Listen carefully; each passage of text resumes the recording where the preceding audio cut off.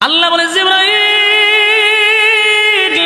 আমার বন্ধুরে জান্নাতি কাপড় পরিধান করাইয়া আজকে হাশরের মাঠে উঠায়া দাও। পয়গম্বরকে জান্নাতি পোশাক পরিধান করাইয়া সেদিন আমার নবীরে দাঁড় করাবে। হাশরের মাঠে সর্বপ্রথম যিনি দাঁড়াবেন তিনি হলেন আমাদের নবী মুহাম্মাদুর রাসূলুল্লাহ। জুরে কোন সাল্লাল্লাহু আলাইহি ওয়াসাল্লাম। আমার যুবক ভাইরা আমার নবীরে দাঁড় করাবে, বাকি সবাই কিন্তু কাপড় ছাড়া। আম্মা জান আয়েশা জিজ্ঞাসা করছে, নবী আল্লাহর পয়গম্বর আমরাও কি খাতারিতাম? নবী কহ আম্মা জান কয় সর্বনাশ, এত লজ্জা রাখি কোথায় গো? পয়গম্বরের বিবি হই হাশরের মাঠে উলঙ্গ অবস্থায় দাঁড়াবো, এই লজ্জা কোথায় রাখি? আল্লাহর নবী কয় আয়েশা গো, যেমনটা ভাবছো তেমনটা না। হাশরের মাঠের অবস্থা তখন এরকমটা থাকবে না। মানুষের মধ্যে মানুষ থাকবে না। মানুষ যে দাঁড়াবে, মানুষ যে আকাশের দিকে উপরের দিকে তাকাইব, 50,000 বছরের ভিতরে তা একবার নিচেও তাকাবে না। ভয়ে আতঙ্কে মানুষ নিজের মধ্যে কি আছে দেখার সময় নাই। সে কি কাপড় পরছে না কাপড় ছাড়া নিজেরই তো সে একবার দেখবে না, আবার অন্য দিনের দিকে তাকাইব, ওই সময় নাই। হাশরের মাঠে কেউ কারো হবে না, সবাই ইয়া রাব্বি নাফসি নাফসি নাফসি নাফসি নাফসি করবে। কেউ কারো হবে না, কেউ কারো হবে না। আপনার মধ্যে অনেকের ধারণা থাকতে পারে ফিরদৌসি যেহেতু ফিরের লেজো দুইরা জান্নাতে যাবো। হাই রে বাংলার মানুষ, সব বুঝলেন, এটা কেন বুঝলেন না? ফিরের লেজো দুইরা যদি জান্নাতে যাওয়া যাইত, তাহলে বাংলাদেশের সব বেনামাজি সুদকুর ঘুষখোর লম্পট বদমাশ ভণ্ড পীরের লেজো ধরে জান্নাতে চলে যাইত। কিন্তু এটা কি সম্ভব? আল্লাহ বলেন ইয়াউমা ইয়াফিরুল মারউ মিন আখিহি ওয়া উম্মিহি ওয়া আবি ওয়া সাহিবাতিহি ওয়া বানি। কিয়ামতের ময়দানে মা সন্তানের পরিচয় দিবে লাগো, সন্তানের পরিচয় মা দিবে না। নিজের সন্তানকে নিজেই তো দেখবে, এরপরও বলবে আমি বিয়েই করছি না, দুনিয়াতে আমার কোনো ছেলে ছিল না, আমার কোনো মেয়ে ছিল না। মা সন্তানও স্বীকার করবে, বাবা তার সন্তানকে দেখলে বলবে না আমার কোনো ছেলে ছিল না। আল্লাহর পয়গম্বর বলেন সাহাবীরা রে, মনে করছো বাবা তার সন্তানকে চিনবে না?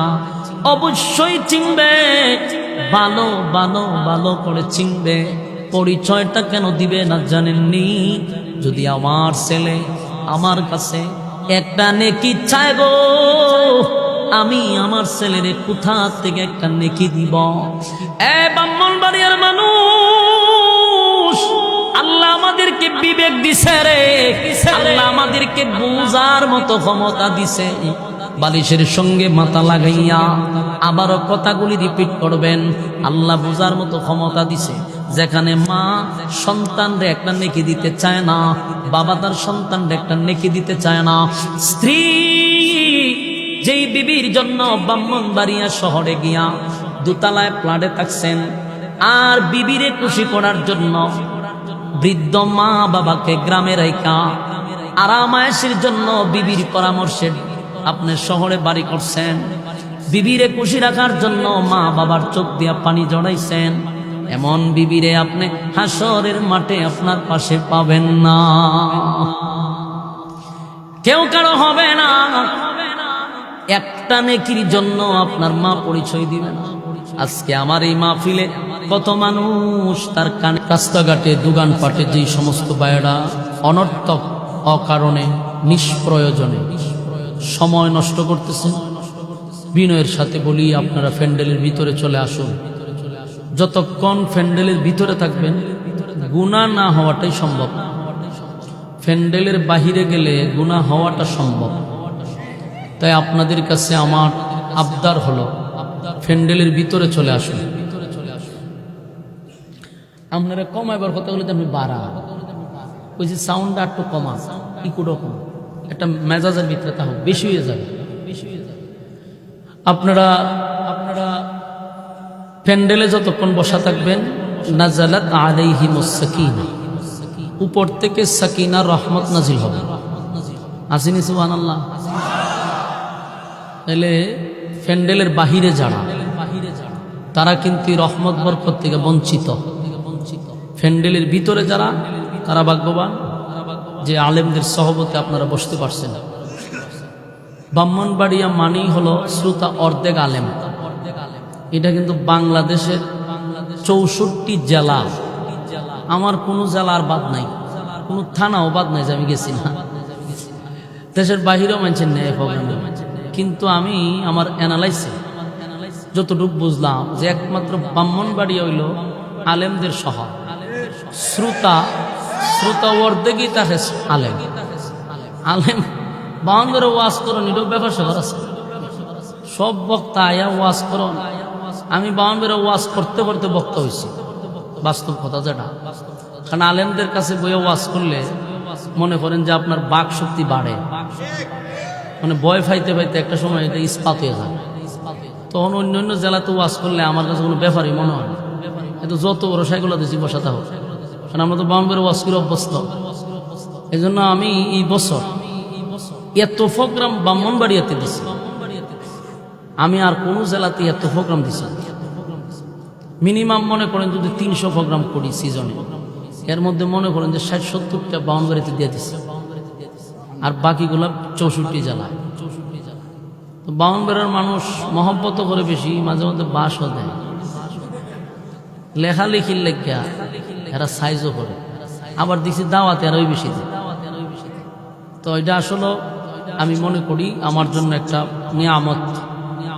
আপনারা গভীর রাত পর্যন্ত ঠান্ডার মধ্যে বসে রয়েছেন। আর সবচেয়ে বড় আশ্চর্যের ব্যাপার হলো, যিনি দাওয়াতটা আমার দিছে উনি আপনার কাছে জানি না কেমন ব্রাহ্মণবাড়িয়ার মধ্যে উল্লেখযোগ্য একজন ব্যক্তি। এজন্য একটা কথা আছে, বাড়ির গরু গাডার ঘাস খান। ওনার ইজ্জত আর সম্মান কতটুকু এটা আপনারা কল্পনা করতে পারেন। ওনাকে জীবন্ত লাইব্রেরি বলা যায়। উনার মতো ব্যক্তি আমার মতো একটা নগণ্যরে মাদ্রাসা দিয়ে দাওয়াত দিছে। আমি তো আসমান দিয়ে বসছি, হুজুরে আমার দাওয়াত দিয়ে বলে মাদ্রাসা দিয়েছে। এটা একটা নিয়ামত আমার জন্য, এবং এটা আমি নিজের অনেক গর্ব মনে করতেছি। আমি চিরকৃতজ্ঞ, আল্লাহর কাছে শুকরিয়া আদায় করি। এমন উলামায়ে কেরামদের মাথা হাতে চলতে পারলাম, নিজের অনেক ধন্য মনে হয়। হুজুর দাওয়াত দিছে আমাদের, এবং আবার এই কথা বলছে যে আগামী বছরও যেন আমি থাকি। আলহামদুলিল্লাহ, এটা আমি শুকরিয়া আদায় করি আল্লাহর কাছে। তা আপনার কাছে আমার একটা আবদার হলো, রাত দিন অক্লান্ত পরিশ্রম করে রাধিকা গ্রামবাসী এই সুন্দর আয়োজন করছে। আপনাদের জন্যই তাদের এই পরিশ্রম সাজাইছে, আপনাদের জন্য দিনই কথা শোনানোর জন্য আপনাদেরকে একত্রিত করা। কারণ আপনারা যদি রাস্তাঘাটে সময় নষ্ট করেন, তাহলে গ্রামবাসীর কষ্টটা আরো বেড়ে যাবে। যেত কষ্ট করে আয়োজন করলাম আর মানুষ রাস্তাঘাটে সময় নষ্ট করে, এটা আপনাদের কাছে বিনয়ের সাথে বলবো, আপনারা প্যান্ডেলে বসে যান। দেখেন, আমরা যদি আগামী কালকে বেঁচে থাকি, আগামী কাল পর্যন্ত যদি বাচ্চা থাকি, তাইলে কিন্তু আমরা গল্প করার সুযোগ পাবো, আড্ডা মারার সুযোগও। কিন্তু আগামী কালকে বাচ্চা থাকলে মাহফিলও বসতে পারবে। আপনার লেগে আরেকবার মাহফিল করবো, তাহলে আপনি বোঝা দরকার। গল্প আড্ডা যা হইবার হইছে, প্যান্ডেলের ভিতরে আবার ঢুকে যাওয়া দরকার। আল্লাহ সবাইকে বোঝার তৌফিক দান করুক। আমি সম্মানিত সুধী, আমরা শুকরিয়া আদায় করছি আল্লাহ রাব্বুল আলামিন আমাদেরকে একটা বরকতপূর্ণ মজলিসে আসার বসার তৌফিক দান করছেন, আলেমদের সহবতে সুস্থ অবস্থায় বসার সুযোগ দিয়েছেন। শুকরিয়া আদায় করছি আলহামদুলিল্লাহ। লক্ষ কোটি দুরুদ এবং সালাম আল্লাহর সৃষ্টির প্রধান আকর্ষণ জনাবে মুহাম্মদুর রাসূলুল্লাহ সাল্লাল্লাহু আলাইহি ওয়াসাল্লাম। সম্মানিত সুধী, কোরআনে কারীমের কথা শোনার জন্য আপনারা আরামের বিছানা ছাড়ছেন, নরমাল বিছানাতে বসছেন। উদ্দেশ্য একটাই, কিছু কথা শুনে